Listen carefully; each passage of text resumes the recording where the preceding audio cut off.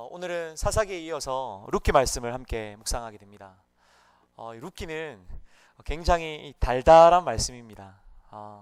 하나님께서 택한 백성들을 어떻게 회복시키시고 또 구원하시는지에 대한 그런 하나님의 그 구원의 이야기들이, 하나님의 그 세밀하신 역사가 오늘 이 짧은 룻기서 1장부터 4장까지에 이르러서 우리에게 설명해 주고 있습니다.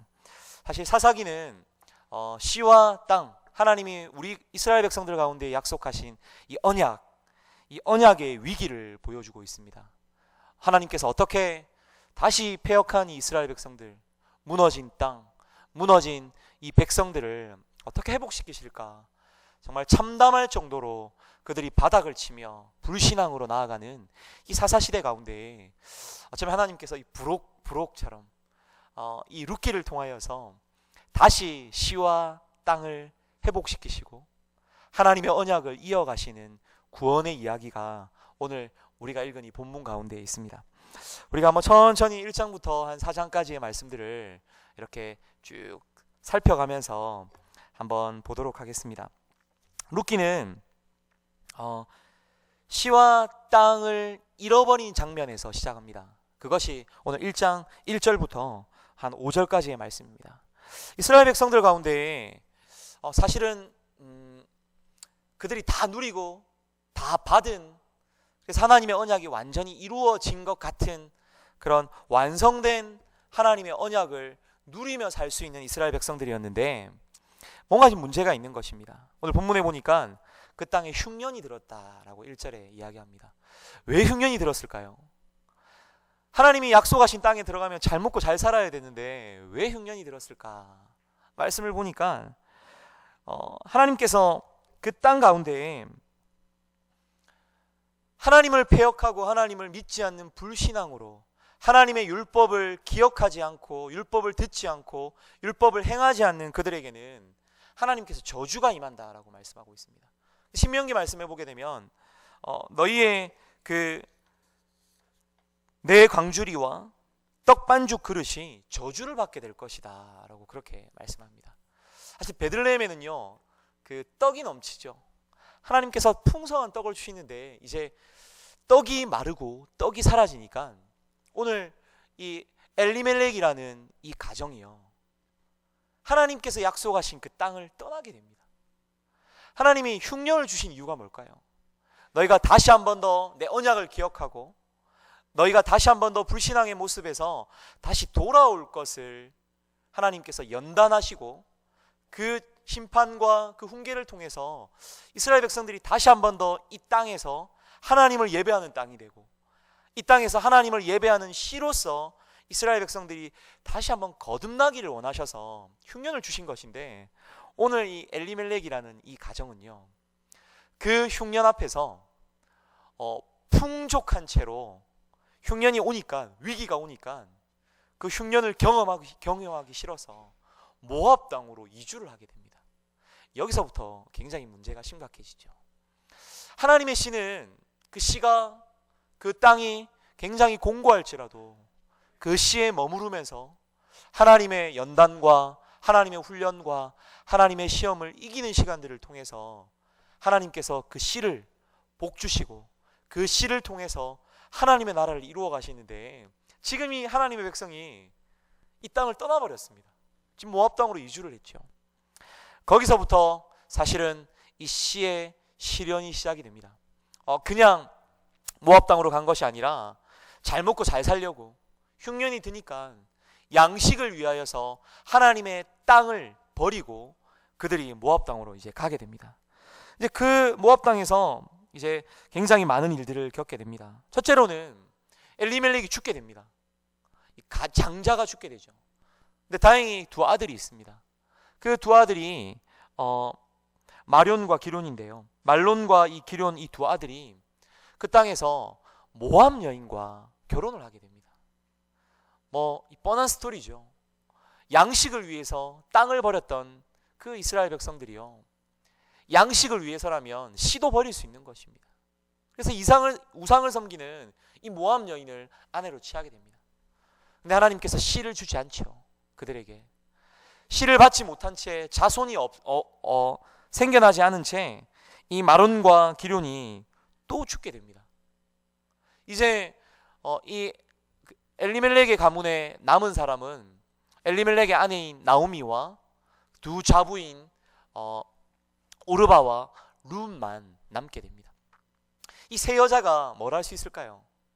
이제 씨와 땅을 하나님께서 완전히 버린 것처럼 이제 보이게 됩니다. 굉장히 비참한 상황이죠. 이 사사시대의 그 비참한 상황들이 지금 고스란히 이 엘리멜렉의 이 가문 가운데에 나타나고 있습니다. 이 저주가 이제 이 세 여인에게 이제 남겨지게 됩니다. 여기까지가 1장 1절에서 5절까지의 말씀입니다. 그리고 이 말씀 이후에 이제 하나님께서 이스라엘 백성들이, 특히 이 세 명의 여인이 하나님께로 돌아오게 됩니다. 그 희망이 오늘 1장 6절 말씀입니다. 6절 말씀에 보니까 여호와께서 자기 백성을 돌보시사 그들에게 양식을 주셨다라는 이야기를 나오미가 듣게 됩니다. 이제서야 정신을 차린 거죠. 아, 양식을 주시는 분이 여호와 하나님이시구나. 하나님이 택한 그 땅에서, 하나님이 선택하신 그 씨들을 통해서, 백성들을 통해서 하나님께서 백성들을 살리시는구나. 그 이야기를 듣습니다. 그리고는 이제 이 나오미와 오르바와 룻이 다시 이스라엘 땅으로 들어가려고 합니다. 근데 그 들어가는 과정 가운데 이 나오미가요, 두 자부에게 너희는 어차피 이스라엘로 들어가도 결혼할 수 없다. 이방 여인이기 때문에. 그리고 내가 너무 나이가 들어서, 보십시오, 나이가 들어서 내가 지금 누군가 결혼을 해서 자녀를 낳아서 그 아들과 너희를 다시 결혼시키는 것은 불가능하다. 너희의 인생을 위해서 그냥 돌아가려무나 하고 그렇게 권유를 하게 됩니다. 그 권유를 받은 오르바는요, 어머니의 말을 듣고 그들이 섬기는 신들에게로 돌아갔다라고 룻기 1장 15절 말씀에 그렇게 이야기를 합니다. 그리고 이후에 이 룻에게도요, 너의 동서가 그의 백성과 그의 신들이 섬기는 곳으로 돌아갔는데 너는 어떻게 하겠느냐 했더니 오늘 우리가 읽은 이 본문의 고백을 룻이 하게 됩니다. 룻의 고백이 무엇입니까? 어머니의 백성이 나의 백성이고 어머니의 하나님이 나의 하나님이 됩니다 라는 이 신앙 고백을 하게 됩니다. 아까 우리가 통성으로 읽을 때 우리 성도님들이 읽을 차례였는데요, 굉장히 이 고백은요 진짜 가슴 떨리고 정말 정말 설레임으로 읽지 않고는 읽을 수 없는 그런 본문인데 너무 덤덤하게 읽으셔서 제가 다시 한 번 더 읽어야 되겠다라는 생각을 했습니다. 우리 16절 말씀인데요, 우리 한 번 더 읽어보도록 하겠습니다. 같이 한번 읽겠습니다. 시작. 룻이 이르되 내게 어머니를 떠나며 어머니를 따르지 말고 돌아가라 강건하지 마옵소서. 어머니께서 가시는 곳에 나도 가고 어머니께서 머무시는 곳에서 나도 머물겠나이다. 어머니의 백성이 나의 백성이 되고 어머니의 하나님이 나의 하나님이 되시리니. 오늘 이 룻이 이런 고백을 하고 있습니다. 오늘 룻은요 제대로 된 신앙 고백을 하고 있는 것입니다. 어떤 신앙 고백입니까? 어머니의 백성이 나의 백성이 되고 어머니의 하나님이 나의 하나님이 됩니다 라는 이 신앙 고백을 한 이후에 오늘 이 룻에게 있는 새로운 소망을 다시 고백하게 되는데, 그 고백이 뭐냐면 17절 말씀입니다. 17절 말씀에 이렇게 고백합니다. 제가 이 룻의 표현으로 이야기하자면 이런 겁니다. 어머니, 저는 여기서 어머니와 함께 가지 않으면 그냥 죽는 것보다 더 싫습니다. 제가 무조건 어머니와 함께 하겠습니다. 내가 죽을 때까지 어머니와 함께 하겠습니다. 그렇게 신앙 고백을 합니다. 그러면서 그 뒤에 어떤 고백을 하냐면, 이게 사실은 룻의 소망이 됩니다. 어떤 소망이 되냐면 17절 말씀에 보면 죽는 일 외에 내가 살아서 어머니를 떠나면 여호와께서 내게 벌을 내리시고 더 내리시기를 원합니다 무슨 말이냐면요, 오늘 내가 살고 죽는 것은 여호와께 달렸다는 이야기입니다. 오늘 내가 어머니께 머물러 있어야 하지만 여호와께서 주시는 복을 제가 누릴 수 있습니다 라는 역설적인 소망을 오늘 이렇게 표현하고 있는 것 같습니다. 무슨 말이죠? 오늘 이 룻에게는요, 소망이 있는 것입니다. 남편이 죽고요, 시아버지가 죽고요, 모압은 기근이 있어서 다 죽을 것 같은, 이제 더 이상 먹고 살 것이 없고 기업이 없고 땅이 없어서 도저히 소망이 없는 이 룻에게요, 어머니가 이스라엘로 돌아가자, 여호와께서 우리 백성을 구원하신다, 그런 고백을 듣고 시어머니가 자기와 함께 이스라엘로 가기를 물었을 때 오늘 룻이요, 그게 소망입니다. 여호와 하나님을 붙잡는 것이 나에게 생명입니다 라고 고백하는 이 고백이 진짜 이 룻의 고백이었고, 하나님은요, 이 고백을 통해서 이스라엘 백성들 가운데 하나님의 새 구원 역사를 작정하시고 오늘 4장 말씀을 통해서는 그 구원을 이루어 주셨습니다. 오늘 이제 한번 말씀을 조금 더 들어가 보도록 하겠습니다. 그렇게 이스라엘 백성들이 룻이 가나안 땅으로 들어갔습니다. 가나안 땅으로 들어갔는데요, 문제가 있습니다. 가나안 땅에 들어갔는데 아무것도 바뀐 게 없는 것입니다. 땅도 없고요, 먹을 것이 없어서 이제 율법에 따르면 추수할 때가 이르러서 보리 추수가 시작될 때 그 땅에 가난한 자와 고아와 어린아이들을 위하여서 그 밀들을, 남겨진 그 이삭들을 줍는 그 일만이 오늘 이 룻과 나오미가 유일하게 먹고 살 수 있는 방법이었습니다. 그래서 오늘 본문에 보게 되면 룻은요, 나오미의 말에 순종하여서 그가 아무것도 하지 아니하고 순종함으로 이삭을 줍는 일에 열심을 내고 있습니다. 그 본문이 오늘 이제 룻과 보아스가 만나는 장면과 이어집니다. 오늘 1장 20절 말씀해 보게 되면, 나를 나오미라 부르지 말라, 나를 마라라 부르라. 사람들이요, 야, 너가 정말 나오미가 맞느냐, 너가 정말 그 기쁨이 맞냐 라고 이야기하니까 나오미가요, 아니요, 나를 나오미라 부르지 말고 나를 마라라 부르십시오. 그 말은요, 오늘 뒤에 본문을 보게 되면 여호와께서 나를 징벌하셨고 전능자가 나를 괴롭게 하셨거늘 너희가 어찌 나를 나오미라 부르느냐, 그렇게 이야기하고 있습니다.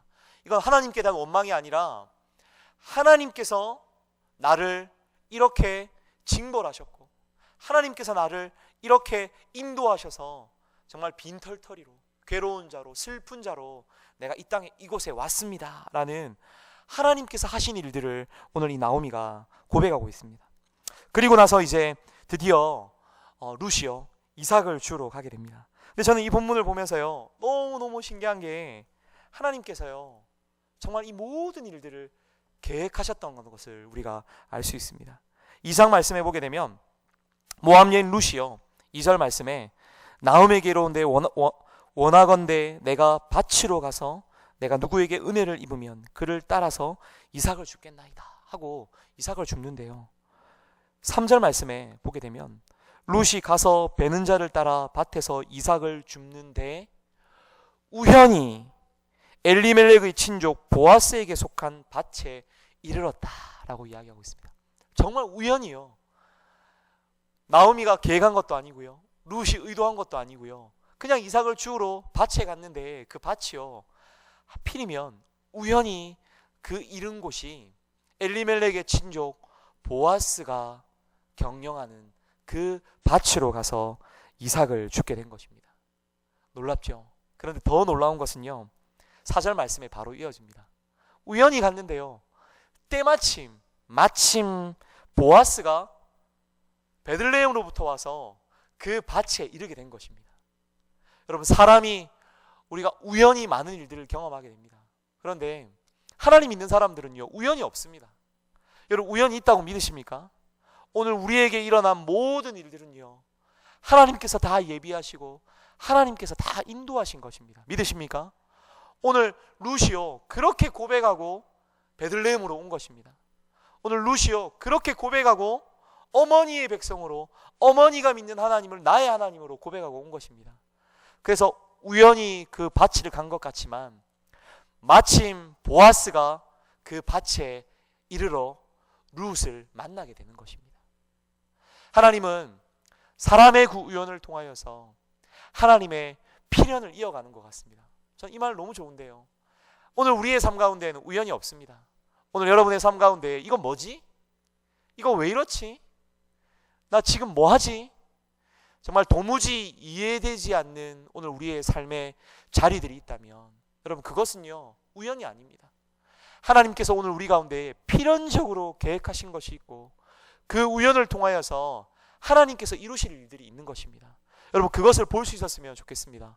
오늘 보아스가요 이 룻을요 아내로 맞이하게 되고요, 이 엘리멜렉이 다 소진한 그 땅을요 그가 기업 무르는 자로 의무를 다하고 그 땅을 취하고 또 이 룻과 결혼을 하게 되는 그 의무를, 그 희생을 치르게 됩니다.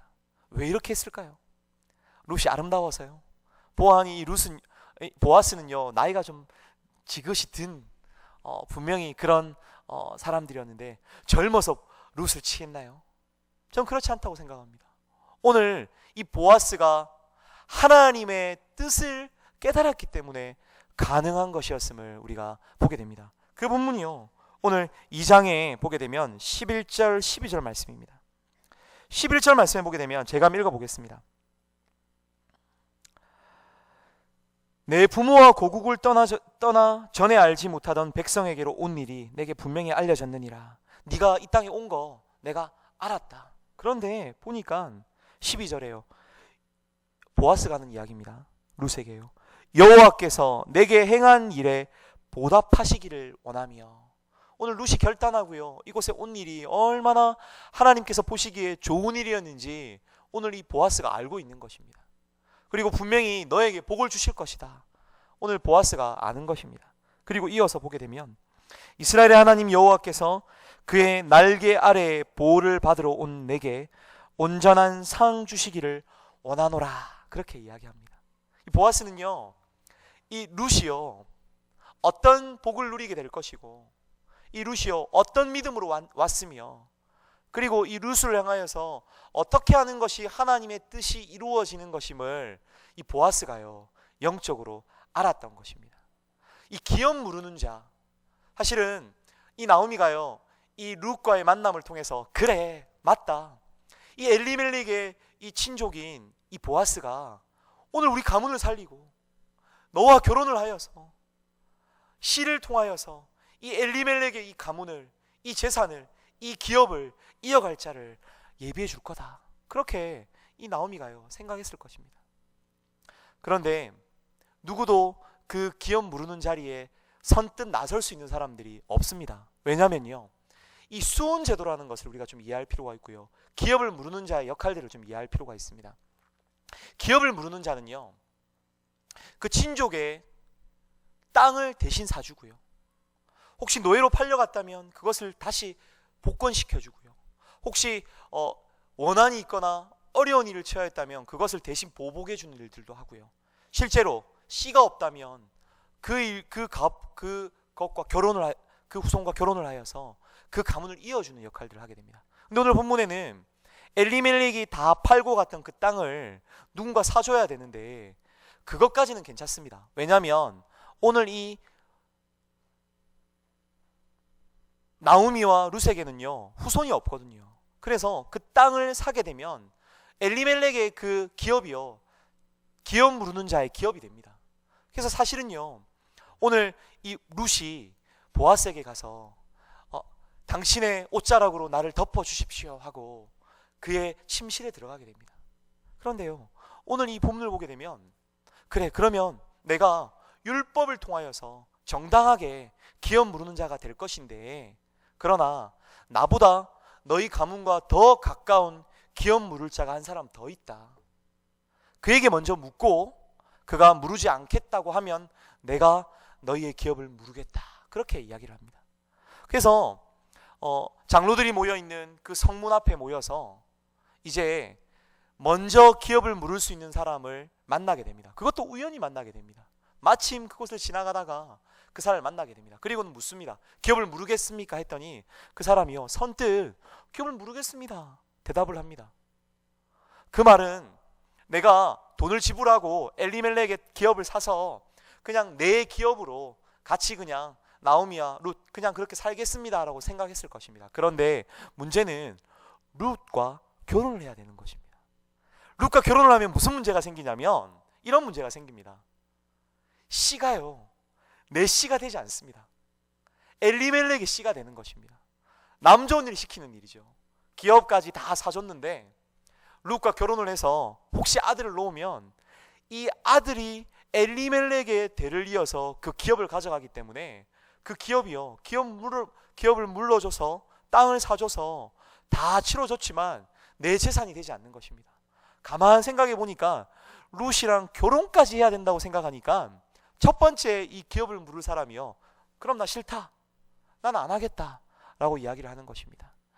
그리고 이어서 이 보아스가요, 이 룻을 아내로 취하게 되고 기업을 물는 자로서의 의무를 다하고 희생하게 됩니다. 이 일이 어떻게 일어나느냐, 이 보아스는요, 하나님이 하시는 그 일들을, 하나님께서 이 룻을 통하여 이루실 하나님의 그 뜻을 보는 사람이었기 때문에 자신이 희생하고 자신이 의무를 다함으로 말미암아 나에게 오는 유익이 없을지라도 그가 룻을 아내로 취하게 됐던 것입니다. 오늘 본문에 보게 되면 오늘 2장 11절 12절 말씀에 이렇게 이야기를 합니다. 보아스가 뭐라고 이야기하냐면, 그의 날개 아래에 보호를 받으러 온 내게 온전한 상 주시기를 내가 원한다. 하나님께서 하나님의 그 날개 그늘 아래에 네가 들어온 것을 통하여서 네가 큰 복을 받을 거다 라고 그렇게 이야기를 합니다. 이 날개라고 이야기를 하죠. 근데 더 재미있는 표현은요, 이 보아스가요, 이제 타작을 할 저녁쯤 이 지중해에서 불어오는 그 서풍을 통하여서 바람이 불어오는데 해질 무렵에 바람이 불어오거든요. 한번 상상을 해보십시오. 해질 무렵쯤 되면 사람들이 분주해집니다. 이제 타작을 해야 되거든요. 그 바람에 그 결을 날려보내야 되잖아요. 그 시간에 이 나오미가요, 룻을 준비를 시킵니다.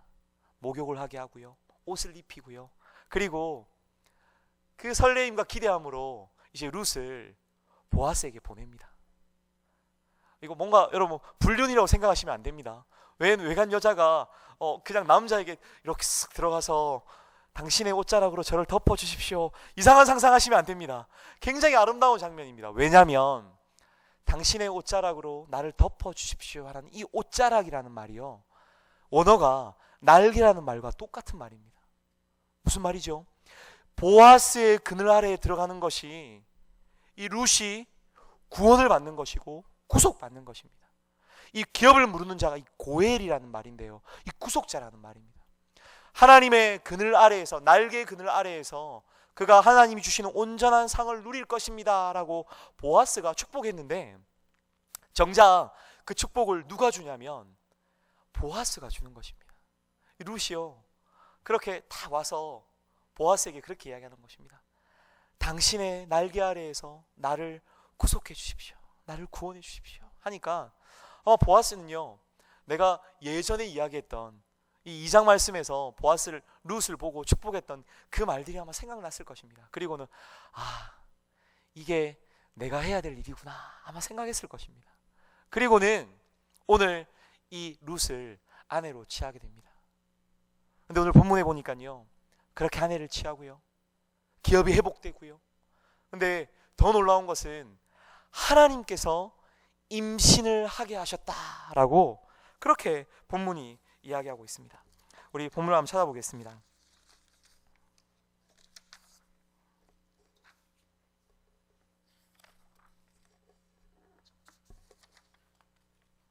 룻기 4장 13절 말씀입니다. 룻기 4장 13절인데요, 이에 보아스가 룻을 맞이하여 아내로 삼고, 해피엔딩입니다. 정말 보아스가 고엘이 되어서 구속자가 되어서 이제 룻과 엘리멜렉의 가문을 완전 회복시키시죠. 그런데 여호와께서 그에게 임신하게 하심으로 그가 아들을 낳았다라고 그렇게 이야기하고 있습니다. 할렐루야. 근데요, 이 아들이 어떤 아들인 줄 아십니까? 여러분, 이 아들이요 바로 오벳인데요, 이 오벳이 누구냐면 이새를 낳고 이새는 다윗을 낳았더라 라고 이야기하면서 다윗의 할아버지, 증조 할아버지가 됩니다. 여러분, 이 보아스가 룻을 맞이하고 하나님께서 임신하게 하셔서 예수 그리스도를, 오늘 우리의 온전한 구속자 예수 그리스도를 이 땅에 오게 하시는 조상이 되었다라고 그렇게 이야기하고 있습니다. 근데 이 족보가 재밌습니다. 18절 보게 되면 족보가요 어디서부터 시작하냐면 베레스의 계보는 이라고 시작이 됩니다. 이 베레스가 누구냐면요, 여러분 유다 아시죠? 유다가 며느리 다말과 동침하여서 아들을 놓게 됩니다. 그 아들이 베레스입니다. 근데요, 이 다말이요 굉장히 우여곡절 끝에 아들을 놓게 됩니다. 그 이야기 아십니까? 유다에게는 아들이 있습니다. 엘과 그리고 오난과 그리고 셀라라는 아들이 있습니다. 그런데 첫째 아들에게요 이 다말이라는 며느리를 맞이하게 됩니다. 근데 첫째 아들이요 하나님이 보시기에 악을 행함으로 죽게 됩니다. 아들이 변변찮은 거죠. 하나님의 기업을 이어가고 하나님의 씨를 이어가기에 뭔가 부족함이 있는 겁니다. 그래서 하나님께서요 그렇게 큰 아들을 죽이니까 둘째 아들을 다시 다말과 결혼을 시킵니다. 이것이 이스라엘의 굉장히 고유한 수혼 제도라는, 이 큰아들 이후에 둘째 아들이 큰아들이 죽을 경우에 그 아내를, 형수를 맞이하게 되는 그런 제도입니다. 이게 왜일까요? 그렇게 해서 씨를 놓게 되면, 아들을 놓게 되면 그 아들이 큰형님의 기업과 큰형님의 씨를 이어가게 되는, 그래서 하나님께서 궁극적으로는 하나님이 약속하신 이 언약, 그 시대의 독특한 상황이지만 이스라엘에게 주신 이 씨와 땅을 보존하기 위해서 그렇게 하나님께서 율례로 정하신 것인데, 이 둘째 아들이요 가만 보니까 해봤자 남 좋은 일 시키는 거거든요. 형님 좋은 일 시키는 거거든요. 그래서 땅을 설정하고요 그가 아내로 그 다말을 맞이하지 않습니다. 그러니까 하나님께서요 그의 악을 보시고 또 죽이게 됩니다. 이제 셋째밖에 남지 않았습니다. 셋째밖에 남지 않았는데 당연히 다말은 셋째에게로 가서 이제 아들을 낳아야 되는 그런 운명인데 유다가요 주지 않습니다. 셋째 아들을 다말에게 주지 않습니다. 왜 주지 않을까요? 당연히 하나님의 약속을 따르면 씨를 보존하고 기업을 이어가기 위해서는 셋째 아들에게 당연히 다말을 주어서 아들을 놓게 해야 되는데, 오늘 유다에게는요 불신앙이 있었습니다. 셋째까지 저 다말이 잡아먹으면 어떻게 하나, 이 셋째 아들까지 죽으면 어떻게 하나, 그런 마음의 두려움들이 있었던 것입니다. 불신앙이죠. 기업은 누가 이어가는 건가요? 하나님이 이어가시는 거죠. 임신은 누가 하게 하시는 건가요? 하나님이 하시는 거죠. 하나님께서 그 기업과 그 씨를 이어가시는 것인데 오늘 유다가 그것을 보지 못했습니다. 그래서 다말이요 몰래 창녀로 변장하여서 딥나로 가는 그 유다의 시아버지에게 몰래 가서 동침을 하게 됩니다. 그리고는요 그 숨긴 그걸 증표로, 왜냐하면 음행한 걸로 오해받을 수 있으니까 증표로요 그에게 도장과 끈과 지팡이를 달라고 합니다. 증표를 가지고 있죠. 나중에요 시간이 지나고 자신이 임신한 것이 드러납니다. 네 음행한 이 며느리 하고 유다가 화를 내지만 그에게 증표를 보여줍니다. 증표를 딱 보는 순간에 유다가 뭐라고 이야기하는지 아십니까? 그가 나보다 옳도다 라고 그렇게 고백을 합니다. 그제서야 깨달은 거죠. 기업은 누가 주시는 거다? 하나님이 주시는 거구나. 오늘 우리의 시련과 우리의 고통도 결국은 믿음으로 하나님 앞에 나아가기 위하여서, 믿음으로 언약과 씨와 땅을 받게 하기 위하여서 하나님께서 허락하시는 거구나, 그렇게 알게 되는 거죠. 그렇게 놓인 그 믿음으로 낳은 아들이 누구냐면 베레스입니다. 베레스의 6대 손이 누군지 아십니까? 보아스입니다. 바로 이 보아스를 통해서 하나님께서 바로 다윗을, 그리고 예수 그리스도를 놓게 되는 그런 조상의 역할들을 감당하게 됩니다. 근데 오늘 족보에 보게 되면요, 여러분 아까 제가 수혼 제도라고 했잖아요. 오벳이 태어났는데 이 오벳은요 사실은 누구의 신거죠? 엘리멜렉의 신거죠. 그러나 오늘 분명하게 이 족보는요, 보아스가 오벳을 낳았다라고 그렇게 이야기하고 있습니다. 믿음으로 하나님의 뜻에 순종하여서 기업물을 의무를 다하고 희생함으로 룻을 맞이한 이 보아스의 믿음, 그리고 어머니의 백성이 나의 백성이 되고 어머니 하나님이 나의 하나님이 됩니다. 내가 어머니를 떠나서는 살 수가 없습니다. 내가 죽을 때까지 어머니와 함께 하겠습니다. 그것이 내가 복을 받는, 하나님으로부터 복을 받는 내 소망입니다 라는 이 룻의 믿음의 신앙 고백을 통해서 하나님께서요 구속자를 예비하시고 다윗과 그 다윗의 후손을 통하여 예수 그리스도를 통하여 오늘 우리에게 구원을, 생명을 허락하신 것입니다. 오늘 저와 여러분이 이 룻의 신앙 고백, 이 보아스의 이 신앙을, 이 믿음을 우리가 따라갈 수 있었으면 좋겠습니다. 사사시대처럼 지금 교회는 타락하고요, 소망이 없어 보이는 것처럼 보일 수 있습니다. 그러나 하나님께서는요 그 어둠 가운데, 이 사사시대의 그 칠흑 같은 어둠 가운데 하나님께서는 빛나는 룻과 같은 진주를 예비하신 것처럼 오늘 저와 여러분을 통하여서 이 땅을 밝히고 예수 그리스도의 구원을 우리 가운데 이룰 그 하나님의 복음을 오늘 우리를 통하여서 다시 한 번 더 회복시키기를 원하실 줄 저는 믿습니다. 저는 오늘 이 룻기를 통하여서 단순히 한 가정이 회복되는 이야기가 아니라 이 가정을 통하여서 이스라엘이 회복되었던 것처럼 오늘 이 가정을 통하여서 하나님의 나라가 이 땅 가운데 회복되었던 것처럼 저와 여러분의 삶을 통하여서 교회가 회복되고 저와 여러분들의 삶을 통하여서 그 아름다운 신앙의 고백을 통하여서 우연이 아닌 하나님의 필연을 통하여서 오늘 우리의 삶이 인도함을 받는다라는 이 신앙 고백을 통하여서 여러분 교회가, 하나님의 나라가 다시 한 번 더 회복되어지는 통로가 될 수 있기를 간절히 바랍니다. 웨스트민스터 25장 5항을 보게 되면요 이런 고백을 하고 있습니다. 우리 같이 한번 읽었으면 좋겠습니다. 우리 같이 한번 마지막으로 읽겠습니다. 시작. 천하에서 지극히 순수한 교회라 하더라도 혼합과 오류에서 벗어날 수 없다. 더러는 그리스도의 교회임을 멈추고 사탄의 해가 될 정도로 타락하였다. 그럼에도 불구하고 이 땅에는 하나님의 뜻을 따라 그분을 예배하는 교회가 항상 있을 것이다. 아멘. 여러분 사사시대는요 사사기는 소망이 없었습니다. 이거 어떻게 하나 정말 암울한 그 시대 가운데 그럼에도 불구하고 하나님을 예배하고 하나님을 향한 정말 제대로 된 신앙 고백을 통하여서 교회를, 하나님의 나라를, 이스라엘을, 가문을 회복시키셨던 그 하나님의 은혜가 오늘 이 시대 가운데 우리를 통하여서도 동일하게 이루어 주실 줄 믿습니다. 그렇게 오늘 우리가 어둠을 밝히는 이 땅의 교회를 통하여서 하나님의 나라가, 온전한 구원의 은혜가 이 나라 가운데 회복되어질 것을 우리가 소망하고 하나님 앞에 나아가는 저와 여러분들이 될 수 있기를 간절히 바랍니다.